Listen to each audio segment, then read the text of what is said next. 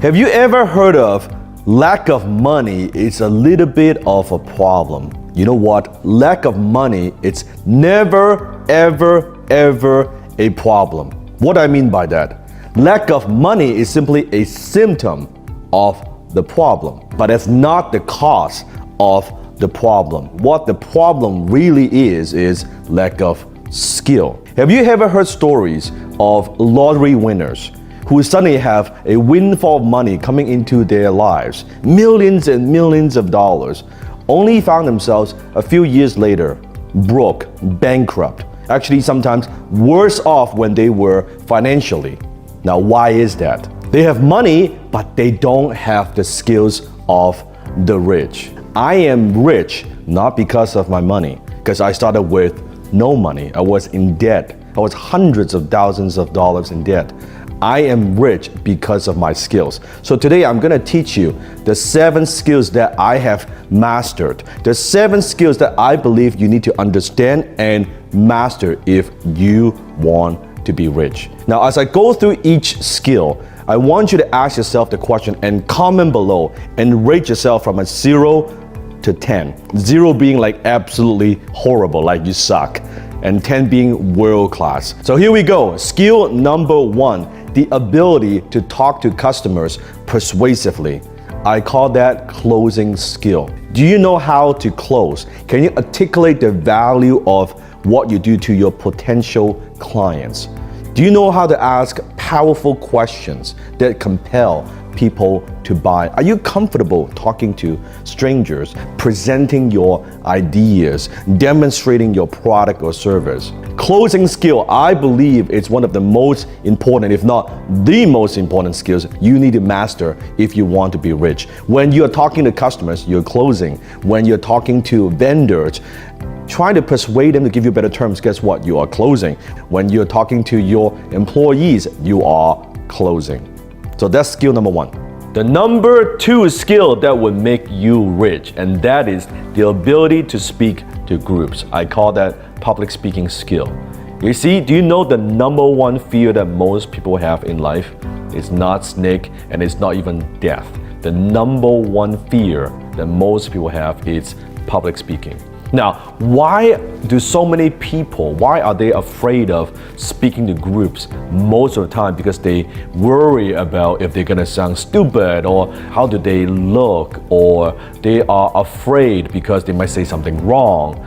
All these things, but you look at great leaders, almost all great leaders, they're all great public speakers, such as Steve Jobs, right? Such as Tony Robbins, Warren Buffett. One of the skills that changed my life is public speaking. When I joined Toastmasters years ago, because I wanted to improve my English and also reduce my accent, and I was improving myself through public speaking. I developed confidence, self-confidence through public speaking. So ask yourself, are you afraid to speak to groups? Do you know how to present your ideas to groups? Can you communicate with conviction and certainty? Can you interact with your audience? Maybe you get sweaty palms. Maybe you were like me in the beginning, like your face would turn pale, right? Your knees would be locked. That's okay. It is a learnable skill. But in order to be rich, public speaking is one of the most valuable skills that you must master. The third skill that will make you rich, and that is the ability to communicate with words in print, or what I call persuasion in print. I refer that as your copywriting skill. Now notice I said copywriting skill. Now copywriting, I'm not talking about being all grammatically correct, although it's good to do that. But I'm not talking about what you learn in school, the academic writing. I'm talking about communication. I'm talking about maybe it's your webpage, your video. I'm talking about your email. How do you communicate with the written words? Now, why is this so important? Because in day-to-day communication, the emails you send or the social media posts or the agreement, the contract, your LinkedIn post or your blog, a lot of that is written communication. And when you know how to communicate effectively through the written words, it gives you a tremendous amount of leverage. Let me give you a perfect example. Let's say you create a social media post and you have a decent amount of following. That gives you leverage because what you say and what you write, that is seen by hundreds of people, thousands of people. In my case, it could be millions of people. In fact, copywriting is the very first skill that I developed as young Dan Lok, and that's the skill that changed my life. That's how I went from losing money and not making enough money to earning $10,000 a month in my early 20s. So copywriting. Now that is not taught in school. School taught us writing, but it didn't teach us copywriting. So that's skill number 3, the ability to communicate with words in print. Skill number 4, and that is the ability to communicate clearly and effectively with your team. I'm talking about your leadership skill. You see, in order to be an effective leader, you also must be an effective communicator.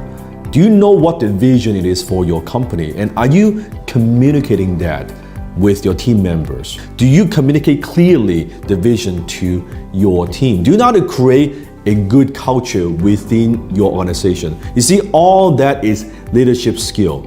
Business is not a solo sport. Business not only is an intellectual sport, but it's also a team sport. As an organization, you're only as good as your team. It's very, very important to develop that leadership ability, to be able to inspire, to motivate and lead your team. Skill number 5, and that is the ability to manage and organize your time for maximum results. Some people refer that as time management. I refer that as priority management. Because at the end of the day, we all only have 24 hours a day, 7 days a week, and 365 days a year. You cannot actually manage time because we all have the same amount of time. However, what you can manage is your priorities. What are the important things you got to focus on? What are the important things that will move the needle, that will help you move closer to your goals? The problem is school never taught us how do we manage our priorities, right? You're doing your homework, you're taking exams, you're taking care of your family, you're doing a bunch of different things, but most people will never take the time to slow down and look at what we do and ask ourselves, okay, why am I even doing this at all? What is the payoff of these activities? We never ask ourselves those profound questions. And at the end of the day, priority management really is self-management. How do you manage yourself? And if every single day you can manage your time efficiently and effectively, and you focus on just a handful of things, right? There are 2 or 3 things that you know if you keep doing that consistently would get you the results that you want. So rich people understand, they realize the value of their time, and that's why they avoid what I call minimum wage activities. If someone can get the job done costing you less than what your time is worth, we delegate it. So that's skill number 5.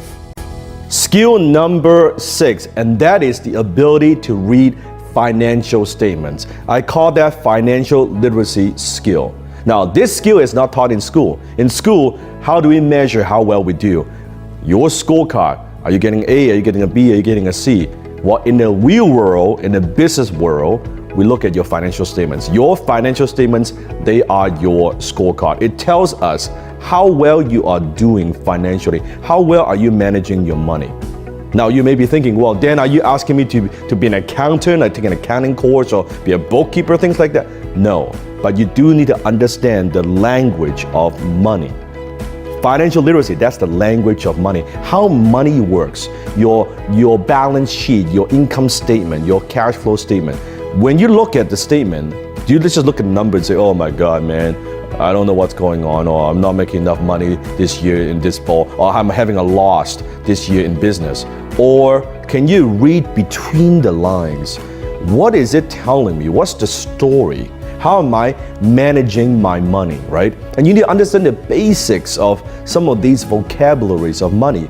Credit score, return on investment, profit and loss, right? Capital gain, capital loss, depreciation. A lot of these words, that's what you have to understand. You cannot improve something you don't measure. So financial literacy, and it's extremely important skill you must master if you want to be rich. Skill number 7, and that is the most important skill out of them all, and that is the ability to manage your own mind. I call that your mindset skill. Frustration, negativity, fear, envy, depression, limiting belief, procrastination. How do you manage your emotions? How do you manage your mind? You see, you could get all the other 6 skills right, and you can master all other 6 skills, but if you don't have your mindset right, it's not going to work. I've said it many times. The book Napoleon Hill wrote, it's called Think and Grow Rich. Part of thinking is managing your mind. What are you feeding in your mind? How many times you know exactly what you need to do to accomplish your goal, to achieve results, but you cannot get yourself to do it because of procrastination? Maybe how many times in your life you have opportunities slip through your fingers and you cannot get yourself to step up and take action because of self-limiting belief? Or what about how many times that you know that other people believe in you, but you don't believe in yourself because of self-limiting belief? That's all mindset skill. So those are the 7 skills that will make you rich. If you want to know how I went from a poverty consciousness, a poverty mindset to a millionaire mindset, click the link below or somewhere on this page. I'm going to train you on it. Lao Tzu said it best, knowing others is intelligence, but knowing yourself, that's true wisdom. Mastering others is strength, but mastering yourself, that's true power.